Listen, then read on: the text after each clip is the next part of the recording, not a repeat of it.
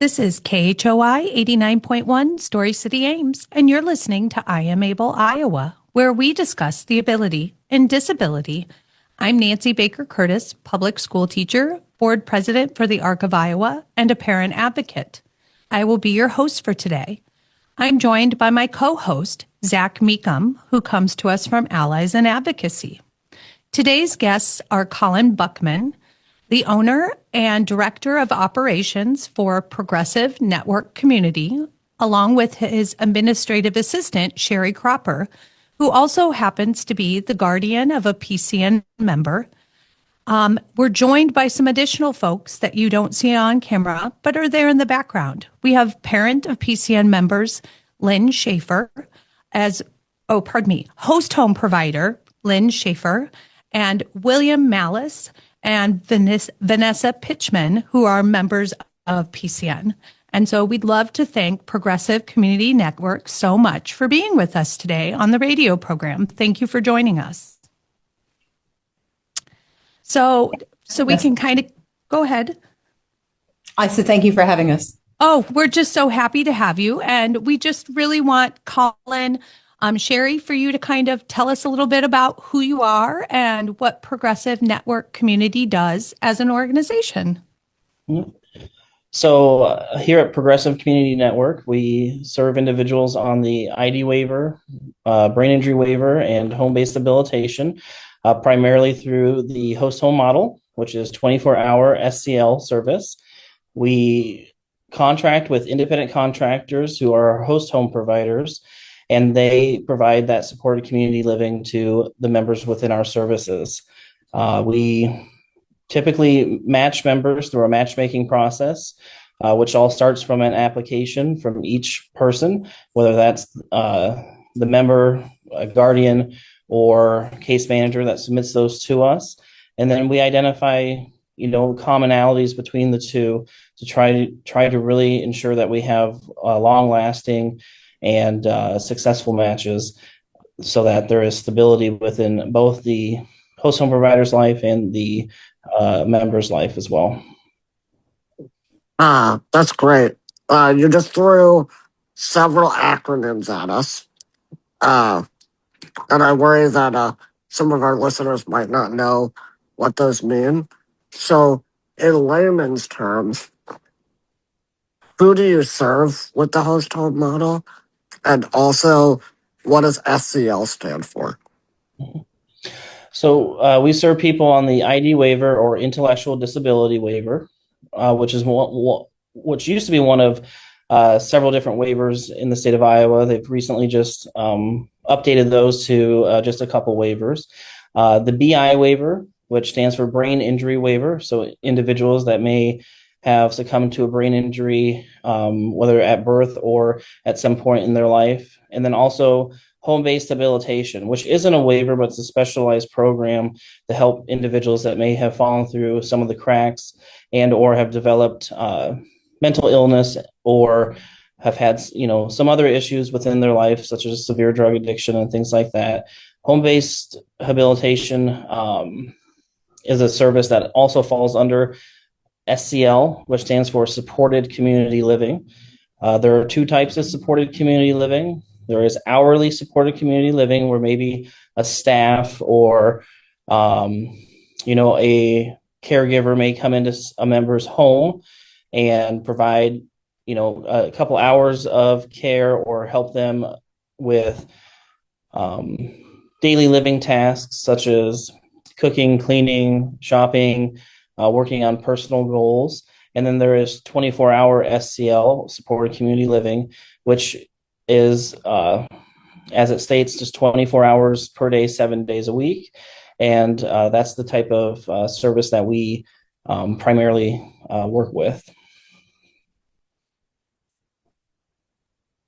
Thank you so much. That was a very long, but yet very thorough explanation. And can you talk to us a little bit about your personal inspiration for deciding to work in this role in disability services, and what inspired you to, start an entire organization focused on providing host homes for people with disabilities? Well, I think for me, it started from when I was very young. So my mother worked in the field and worked at multiple agencies within central Iowa, including even northwest Iowa, and in southern Minnesota as well. And so I've just been around it my entire life.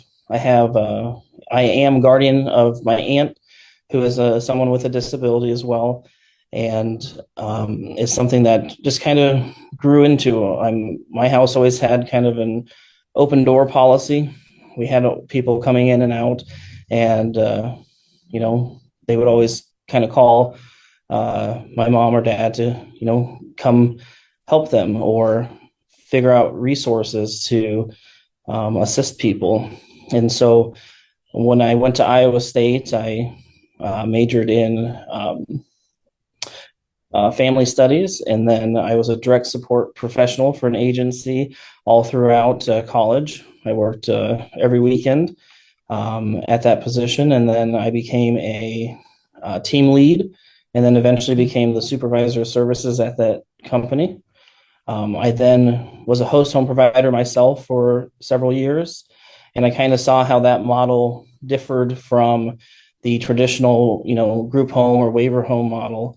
And it was something that really kind of said, hey, some agencies run host homes this way, but I think there's a way that it can be done that really enhances the experience that the people supported receive, and really focus on care and compassion over paperwork and some of those regulations that I think some places get caught up in when they lose sight of the people, and that's what matters.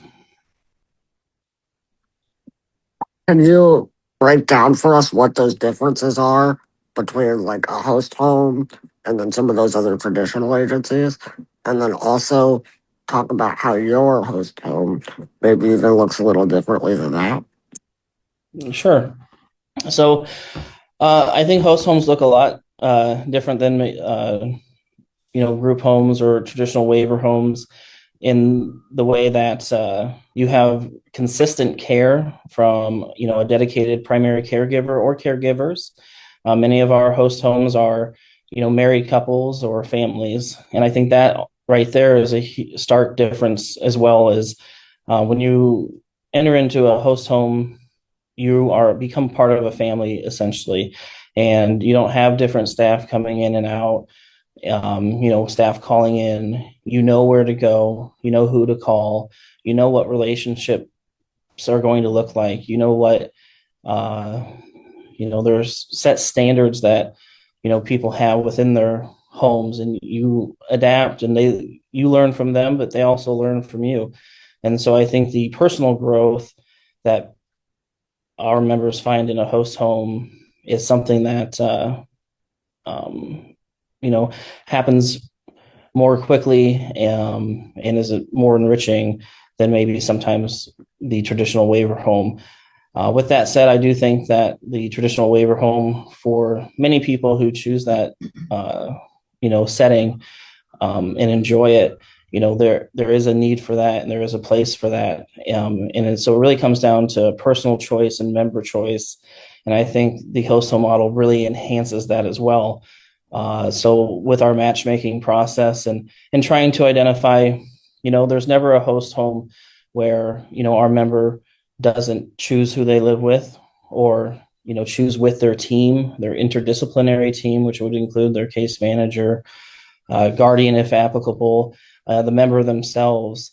Sometimes, when there's a bed open at a place, and that's maybe your only option, with kind of the way that we view it is, we really want to take that time to identify a successful situation for somebody to thrive in their life.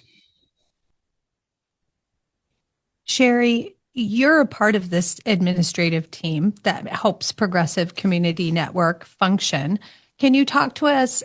But you're more than just a team member. You're a parent of a PCN member.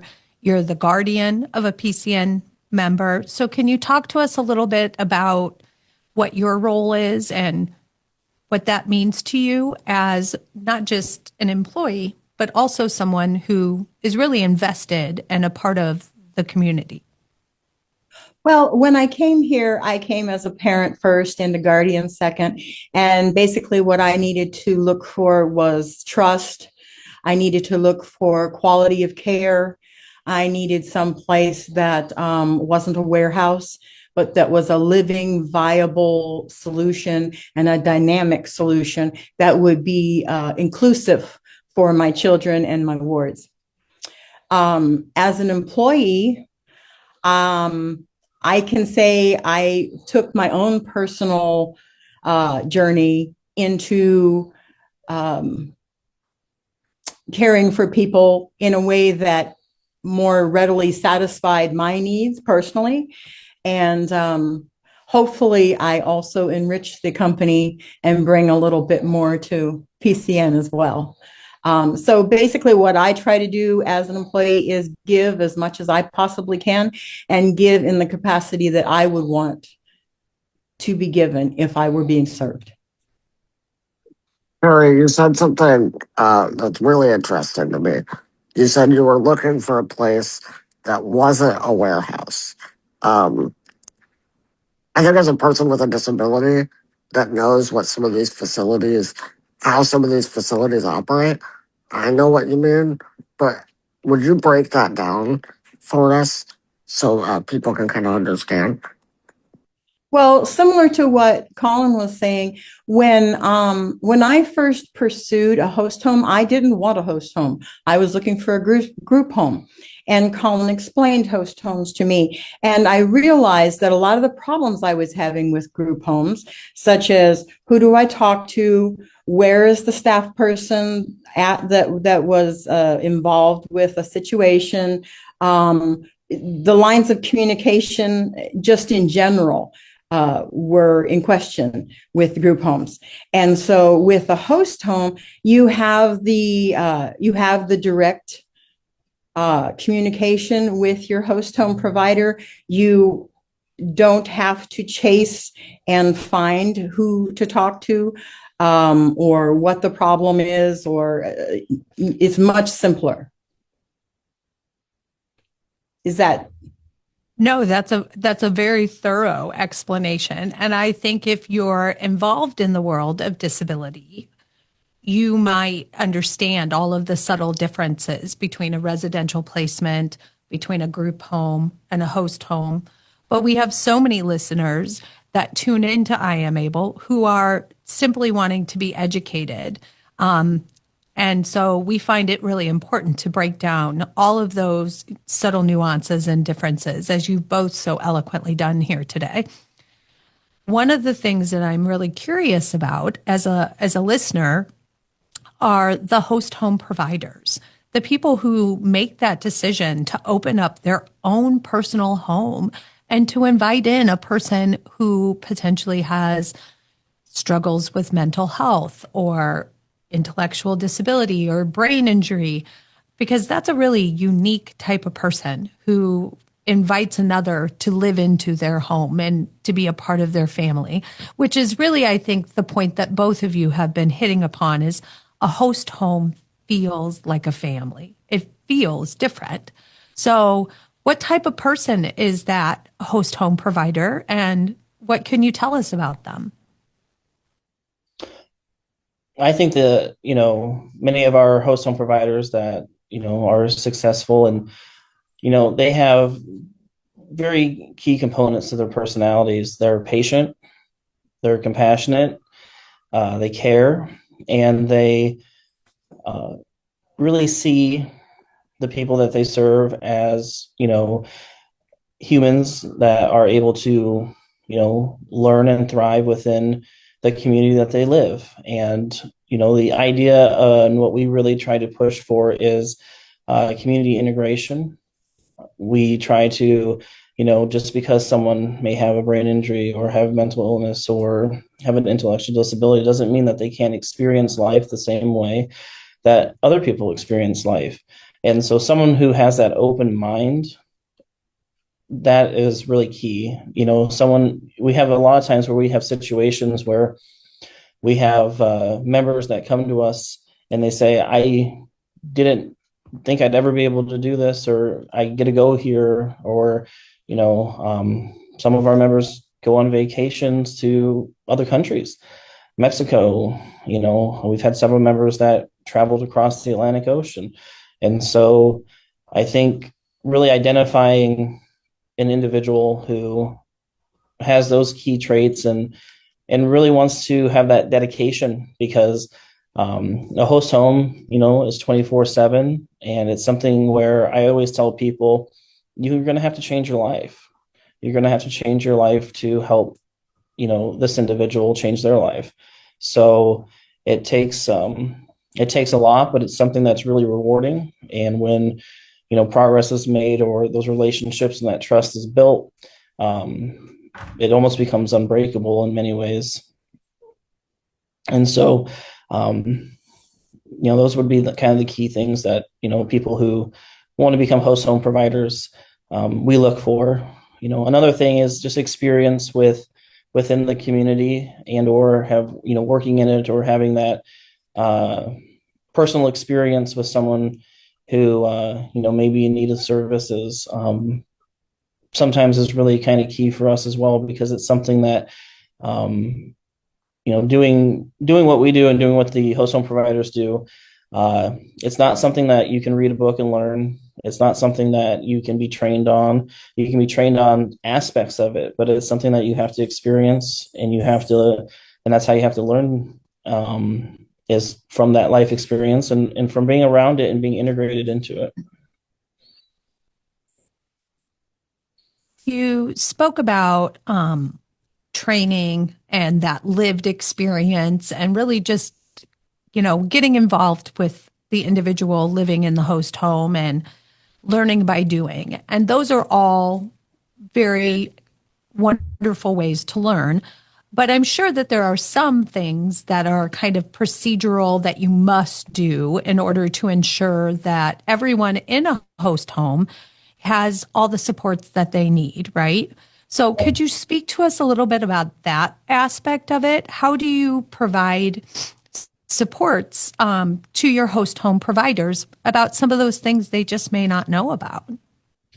Oh yeah. So all of our host home providers, there are state, regulated trainings that need to be done, such as being a dependent adult or mandatory reporter, as well as, learning about medication administration, reporting abuse, member rights. And that's a big one where, all of the people that we serve have the same constitutional rights as anybody else, any other citizen or any other human being. And so to our independent contractors, we have an online platform that we use to help educate, from everything from the basics of hand washing to, bloodborne pathogens, to our policies that we have here at PCN. We also do on-site training. We use a documentation system that we provide training on. We're in the member's home at a minimum one time per month, if not more, depending on if there's, annual meetings, annual plan meetings, addendum meetings, and things of that. So we are active. We're on the phone. I think I've talked to, 5 or 6 members already that have just called today to, ask me a question or go over something, or, see when our next event is.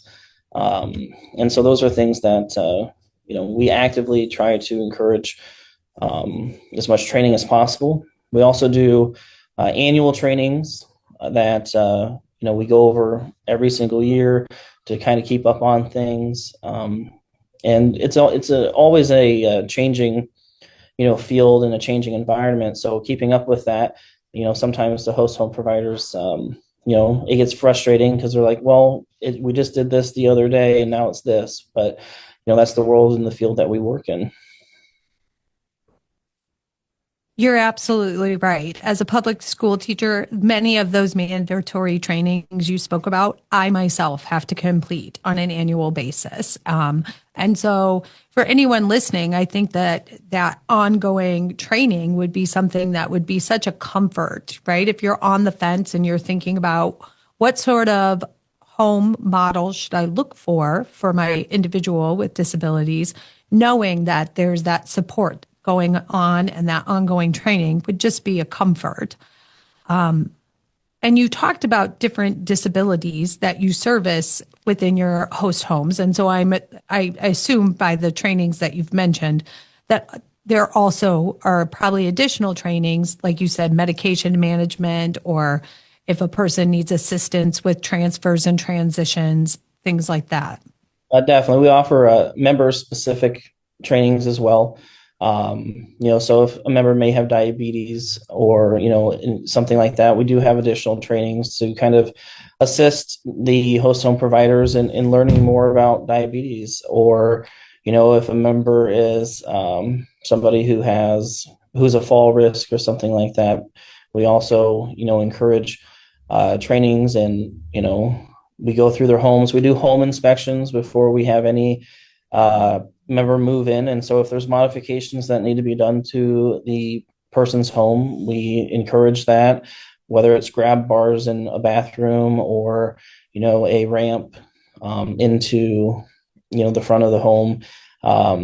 Sometimes people who may have seizures, they need to have specialized beds or mats that help signal if that's occurring. So all of those things are taken into account.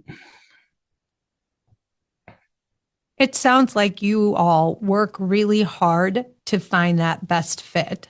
But I'm sure even with all of your hard work, your training, your education, I have no doubt that people come to you with preconceptions or misconceptions about what a host home can do for them. So can you talk to us a little bit about some of those common misconceptions? People maybe who are curious but a bit hesitant to consider this as an option? Well, one of the common misconceptions is that the host home program is like the youth foster home program. And that was one of the misconceptions that I had when I called Colin. And I was kind of indignant at that thought. My child already has a home. He has a family. He doesn't need another one. But you can never have too much family, and you can never have too much home. Yeah, that's. Well, and I think some other, misconceptions are that the home isn't yours. All of our members have room and board agreements in place where, the host home provider must have an open bedroom. That is the members. They have the right to privacy. If they want to have a locked door, they have the right to that. They also have the right to have access to any of the common areas of the home. So it is their home. They do have access to living spaces, the kitchen, the yard, if they want to, put up a trampoline or something. They have the right to do those things. And I think that's one misconception is you lose out on some of those things, but it's not always the case. Now, sometimes there might be a situation where it's limited because of, outside things or, HOAs or something like that. But that's the reality of, anybody who were living under those circumstances. So the goal is to have the same amount of freedom as somebody has, whether it's in a traditional waiver home, group home, or living on their own, but living with a dedicated care provider to deliver those services. So this sounds absolutely incredible. My son is 10 and doesn't speak and has intellectual disability. And I always worry about what the future holds. What will I do when I'm no longer here? What will he do? What will be done when I am no longer here? And I think as a parent, that's the thing that most parents of kids with disabilities, they worry about their plan. Well, live forever. But seeing as how you can't live forever, A model like this is really appealing. What made you both believe that this model could truly work? I think for me, it was having been around, the field for just probably pretty much my whole life, and then seeing a host home, being a host home provider, kind of seeing that difference and that fluidity. Um, it really kind of, piqued my interest in terms of, this might be how, we modernize, supported community living in HCBS services and really bring out independence.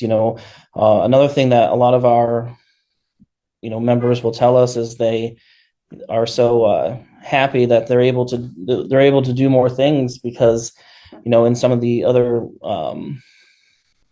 care models, they might not have, the ability to do some things if they have roommates that have appointments. And, when you're living with 3 or 4 other people and, there might only be one staff on, one person can't be at 4 different places at the same time. So it really helps give them more independence and more options for doing things that they're interested in doing. And that's, kind of a key thing to life is enjoying it and experiencing it in the way that you want to.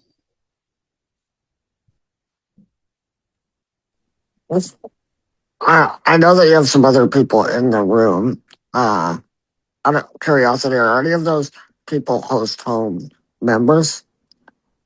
Yes, 2 of them are. Um, yeah, because I love all the details that we're getting about a host home, but I know for one that I would love to hear from a host home member how moving into a host home has helped them. Sure. Let me flip this around for a second. The host home has helped me really. I'm so happy where I live. I love the people I live with. I really appreciate all the Schaefers have done for me over the years.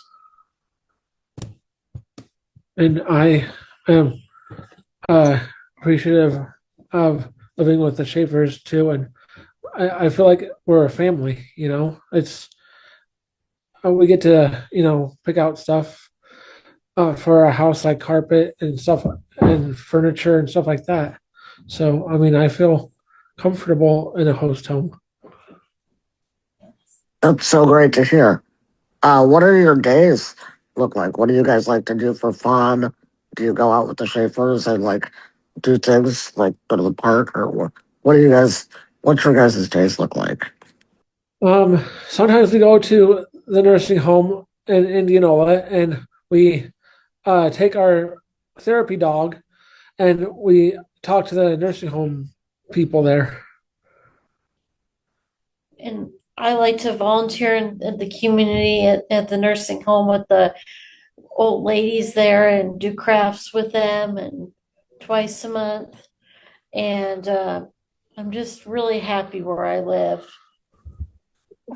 That sounds really nice. Thank you both for being on the show. You're welcome. You're welcome. And I'm just curious, how long have you been living with the Schaefers? For 12 years, I have. I've been living with the Schaefers almost 5 years.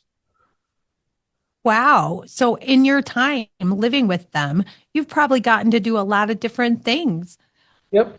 In addition to your volunteerism, have you ever taken a trip any place with the Schaefers, or do you guys do anything, like a summer vacation? We do. We save up money for Special Journeys trips, and Special Journeys takes us we've been to Hawaii. I've been to Las Vegas, Yellowstone, NFL football games, fishing. And I've been to Noah's Ark. I've been to Hawaii with Special Journeys, and I've made some good friends on those trips as well. And shopping. And also been to NASCAR too. All of those things sound like so much fun. Thank you for sharing all of that. And if you're, oh, of course. And if you're just tuning in, you're listening to I Am Able Iowa. And we're talking with our guest today, Colin Buchman. He is the owner and director of operations for Progressive Community Network. Sherri Cropper, an administrative assistant and guardian of a PCN member, as well as the parent of PCN members. And we're joined by Lynne Schaefer, who is a host home provider, and Wiilam Mallas and Vanessa Pitschmann, who are PCN members that live in host homes. And we're so grateful to have you all with us today. Thank you. You're welcome. Of course, we were just talking with Wiilam and Vanessa, but I'm really curious to hear from Lynne, who is a host home provider. So if you wouldn't mind, can we swing on over to Lynne? Thank you so much. Hello. Hi, Lynne. Can you tell us a little bit about yourself? How long have you been a provider, and what's it like living with Wiilam and Vanessa? Sure. I've been a provider for over 12 years. Vanessa was the first person that lived in our home. And, it's very rewarding. I have a healthcare background. And so I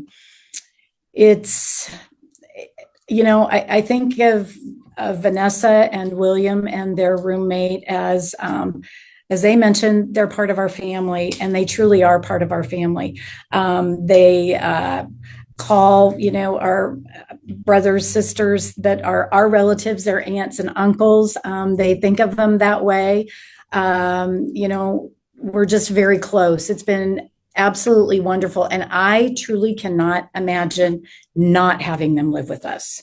My husband and I both feel that way. When they go on some of their trips, or if they're gone on a weekend with a friend or something, we miss them. And these guys say that they're glad to and look forward to coming home, don't you? Yeah. Very much so. Yeah. So it's just, we're truly a family. We can't imagine not doing this. I absolutely cannot. You mentioned that you have a healthcare background, and is that what really got you into being a host home provider? Partly. I was a senior executive at one of the hospitals here in Des Moines, and I didn't really know much about the host home model at all, but I had a very dear friend of mine that approached me and said, I think you and your husband would do well as host home providers, and would you think of it? And so we at that point in time, our son was off to college and gone, and so we said sure. We've got extra room in our home, and absolutely. And so from there, like I said, Vanessa was the first person in our home, and it immediately just felt right. It was a good fit. It just felt right. And I don't think Vanessa wanted to go back after you were there, did you? Oh, I did not. I really appreciate all that literature have done for me over the years. Very grateful for that. And no, I did not want to go back. So can you just talk a little bit? What's a normal day like with Vanessa and Wiilam? Yeah, sure. So we usually look at our schedule a month in advance, because we plan appointments around what we have going on. We look at, they get up at the times that they want to get up. They have their choice in that. We do meds, we do breakfast. On Sundays, we do a special breakfast and brunch for them that, they pick out, whether it's pancakes or, an egg casserole or homemade cinnamon rolls or whatever they want, we make. But then in the morning, sometimes it's Bible study because that's their choice, or it is exercise that we do. We have an exercise room in our home, but sometimes they may choose to go swimming at the Indianola Community Center, or they may choose to play basketball at the Indianola Community Center, or do weights.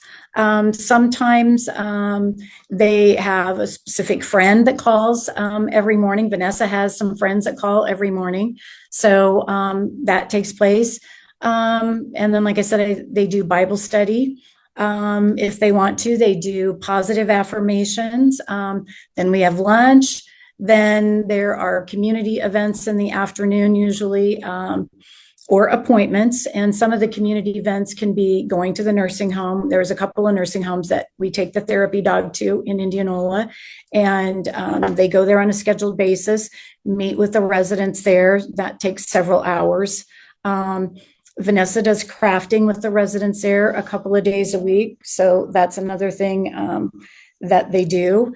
And then we have a Friday Friends group that they do once a week, and sometimes they help get ready for that. They also like to do crafting and making homemade cards for our local pet clinics in Indianola, where they make actually sympathy cards for the pet clinics, for the clinics to send out to people who have lost pets. So we work on those. They have made 350 cards to send down to St. Jude. You made cards for the Indianola graduating seniors, for the 6th grade group at Perry when there was the shooting there. So we're real active in the community. So we do lots of that. So then there's supper, and then they have certain shows that they all like to watch on TV at night. So that kind of wraps up the day.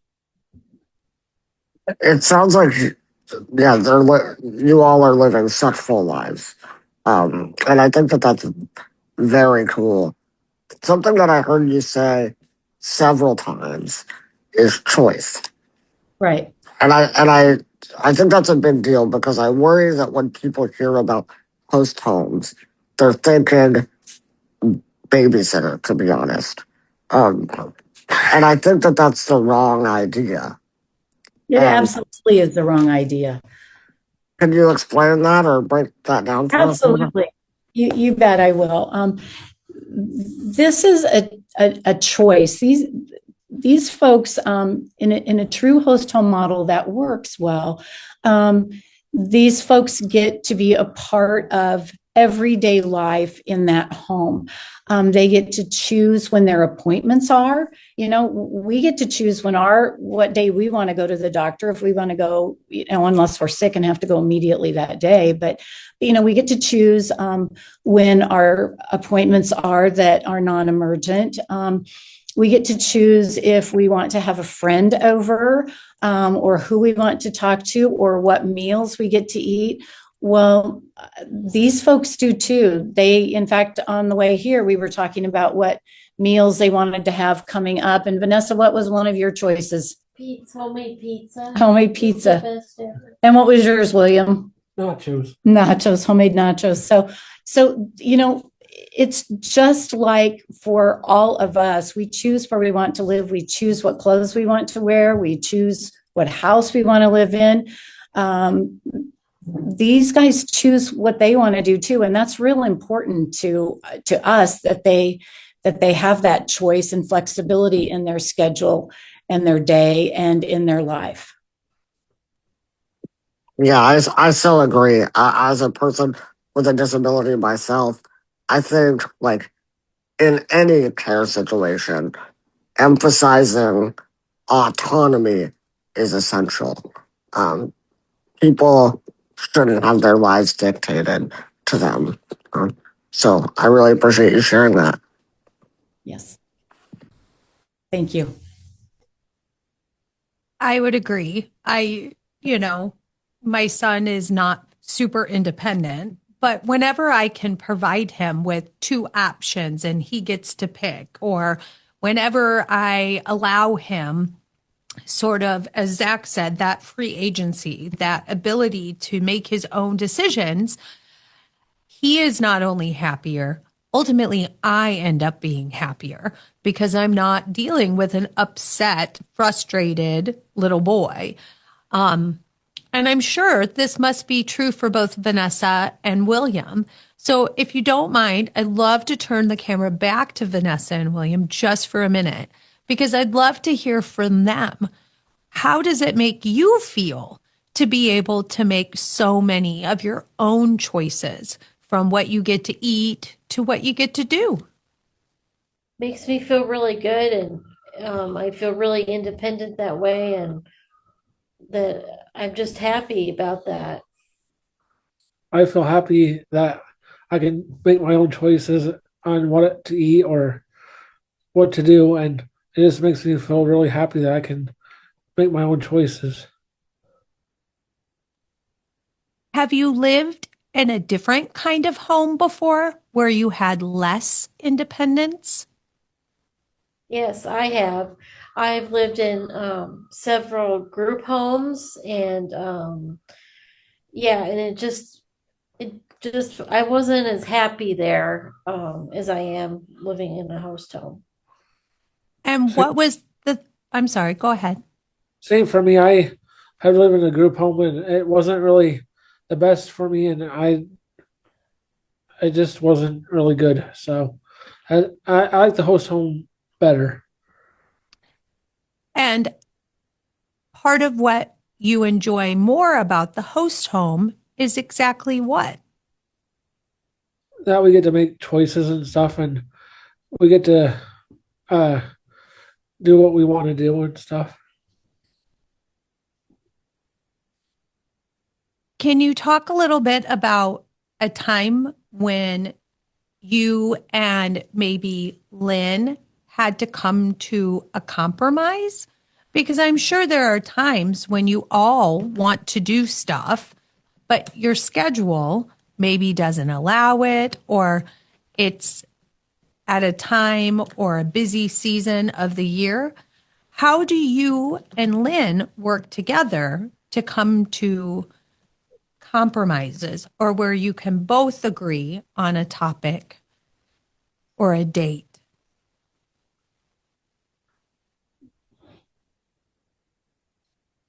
Are there ever times you disagree with Lynne or your host home? I No. know that I always have. She's a wonderful person. So maybe can I help them out a little bit? I would love it, because I feel like it gives us a real window into Sure. what it's like when you guys are together. Because I think you understand what I'm saying, Lynne. Obviously, Absolutely. you have to play this unique dual role. You're wanting to empower them toward autonomy, but yet at the same time, you have these guardianship type responsibilities. It's got to be Absolutely. a unique balance. So thank you for stepping in. Yeah, absolutely. So, my husband is also, a host home provider. So, what we do is, if there is something that one person wants to do and two other people don't want to do, then we split that up. We also, if say there would be a family emergency with one of our family members, there'd be a death in the family or something like that, we have supports that our son can help step in with these guys. We have other natural supports that can help step in and be able to take them to things that they want to do. But the blend in the family is that we all enjoy really doing the same things. Now, Vanessa doesn't enjoy fishing, do you, Vanessa? No, I don't. But that's okay. The guys go and fish, don't they? Yes, And do. they'll go with my husband or son. I don't fish either, but they like to do that. So we accommodate and find fishing. The guys don't like to shop with us all the time and do girly girl stuff, do they, No, Vanessa? they So, don't. they'll do stuff with my husband. So it's a team effort. We balance things out between all of us to make sure that, just like you do in a family, you have to give and take. Well, we do in a host home, but we try to do it in a way where everybody's needs can be met. Thank you so much. I think what you just demonstrated was so great, because it really does help almost offer that window into your unique home and what it's like for all of you. You all deal with the same things any other family deals with, right? Correct. Juggling schedules is hard no matter what. So coming together and finding those compromises. That's really wonderful. What do you wish people better understood about people with disabilities when it comes to living in this sort of host home model? You want me to answer that? Or, okay. So, Sure. you know, I think one of the important things is it's a commitment for one thing, you know, and if it's the right match, it doesn't even feel like they're not your family. It just feels like they've been there all along and forever. Okay. They do have their own choices. I'm a very strong advocate for folks with disabilities. I'm also a guardian for some other people. And so I'm a very strong advocate for that. And I think it's just real important that in this type of model, it's a good model. It's a wonderful model. It's a win-win for everybody. My husband and I learn things from all of these guys as they learn things from us, and we see through things through different eyes as they've learned different things for us from us as well. Thank you for sharing that. Yeah, thank you so much. I did at one point want to come back to Colin really quick, because I do a lot of advocacy, like at the Capitol and stuff. And one question that I know is, like, if a policy person were listening to this, one question I know they would have is, but what about cost? And I think there are a lot of misconceptions about, like, the difference in cost. And I was wondering, is that something as the owner of this organization that you could shed some light on? Sure. In my opinion, I think the host home model is most likely the most cost-effective way of delivering 24-hour SCL services. Sometimes when it takes to run, traditional waiver homes where you might have, 3 or 4 people and then go to the state for an exception to policy for a 5th person, or have to have enhanced rates in order to, ensure that those work, because you're paying staff and with, as in most places, there's a huge staff shortage within this field, and agencies have to pay overtime, and they have to figure out how they're going to make, those ends meet while also covering the administrative costs of, running an organization. So, with what we do, with the ID waiver, where it's a tiered system, those are flat rates based upon the members assessed rate that comes from the state. The home-based habilitation, it's the same. It's their set rates that we know what we're working with, and we know we can give an accurate representation and in budget in a way that we know when we can hire more administrative individuals to dedicate more time or resources to enhancing what we do here at PCN. For the brain injury, those come based off the cost report, still the traditional way that they used to do it before the MCOs came in. And the MCO is just the managed care organizations that run the privatized Medicaid system. There's 3 of them: Iowa Total Care, Molina, and WellPoint. And so in my opinion, I think the host home model is the most cost-effective and fiscally responsible method to providing these services. Yeah, I agree. I think when people think about that, they don't think about all the overhead that is involved in, like, having a facility. And, even if it's 5 people, like, that cost is just so much more than the host home. And, like, if the host home model is serving people better and also cheaper, then it is something that I think, like, is worth leaning into. Oh, I absolutely agree. And that's one area where you'll have some people who may need higher levels of care or may have more personal cares and things where members might be in wheelchairs or have additional care where they might have to go into more of an intensive setting, and those costs are much higher. In the host home model, we would never try to match somebody that doesn't have a skilled nursing, or have that background. And so that's where kind of finding those matches, and that in itself saves the state tons of money, where they're not having to pay the institutionalized overhead while they're paying it to a dedicated caregiver who isn't worried about having to care for 6 to 8 people a day. Their main focus is that one person. They learn everything about that one person. They know, if someone's uncomfortable. They know if someone's in pain, and they really can hone in and provide that dedicated care. So, that's just another example of where, somebody who may be in a different setting, such as a RCF or residential care facility, where occasionally we can find people who worked in those facilities become host home providers and have that direct care that I think is really important. And therefore, with having that direct care, they have more independence and they have more freedom, and they get more attention and care from their host home provider than they would in a different setting.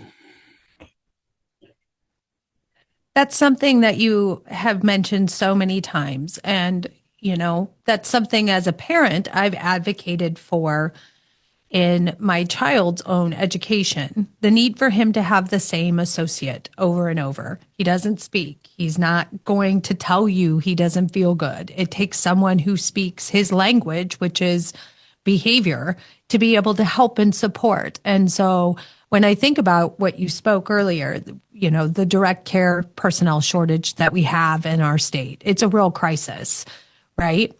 And being able to fill the number of hours that people need and the turnover rates that are oftentimes resulting in people being injured or neglected or left in unsafe situations. It seems like this host home would be a really unique and innovative solution to individuals with disabilities who have the ability to live in this sort of independent living model. It also reminds me of so many things like the Olmstead Act, right? I think that's the one, isn't it, Zach? You got it. That's the one. Okay. And the Olmstead Act goes about talking about how people have a right to live in their communities and not in institutions. And I always have to check with Zach. He's my guru here. Everybody deserves to have a community-based life. Everybody deserves to be able to go and make cards and visit a nursing home and to feel that feeling of being a member of the community. And so to hear Vanessa and Wiilam talk about how much they love where they're at, and to hear Lindsay share so much about Lynne shares so much about how they just get out and they do in their community. It seems like host homes really do have the opportunity to change the way we think about providing care to people with disabilities. Yeah. So go ahead. I'm sorry. No, you're good. And yeah, just one little caveat. It was actually a Supreme Court decision, the Olmstead decision, about Section 504 of the Rehabilitation Act. That it entitled that the civil rights of people with disabilities entitled them to live in the least restrictive environment in their community. And I think host homes are a really great model for that.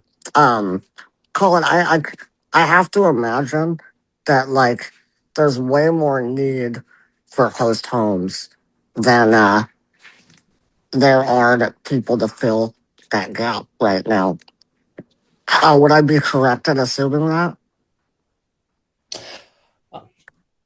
I think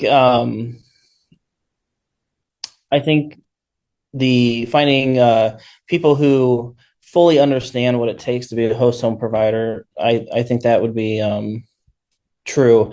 We receive a lot of applications for people looking into the host home and being interested in becoming a host home provider, but not always necessarily for the right reason, or they might have heard something and they don't understand what it all entails, and then once they learn, this is a commitment, it's forever, it's a relationship, and it's something that you have to be dedicated to. And like I said earlier, you're going to have to change your life. There's never been a host home experience since I've been around it where people haven't had to make sacrifices for the betterment of the people that they serve, and that's just the way it is. And so really being open and honest with people and is very important. But there is a need for a host home, huge need, and many individuals that are looking for host homes do require certain cares. So finding those specialized people and or getting them the training that they need to provide that care is one thing that is a challenge that we work with on a daily basis. What would help you to fill that gap from your perspective? I think better communication, better understanding, not necessarily more regulation, but a situation in which people, understand what a host home is, what it entails, and really identifying, those, quite frankly, special people who are going to make that commitment and be consistent with it. And one of our questions that we asked on our application is, how long do you plan on being a host home provider? And one answer that we always expect is, as long as I can. That's really important to us, that this isn't just a job. It's something that changes your life, and it's something that you adopt into your life. I don't have a great answer on what one thing would change that, other than just educating the community. One thing that we have that happens often is we'll go to the We Ask events, or we'll go and have tables at places, or go and talk to schools, and they'll have no idea what a host home is, or anything about it, or have some of the same fears that Sherri had at first when before she moved on with the host home model. So I think it's just that, and better access to specialized care training, which is something that we look at and are looking into. Colin, where can people learn more about Progressive Community Network? Well, they can definitely visit our website, which is just progressivecommunitynetwork.com, or if you put Progressive Community Network in Google, will pop up. We're also very active on social media. We have Facebook, Blue Sky, Twitter, Instagram.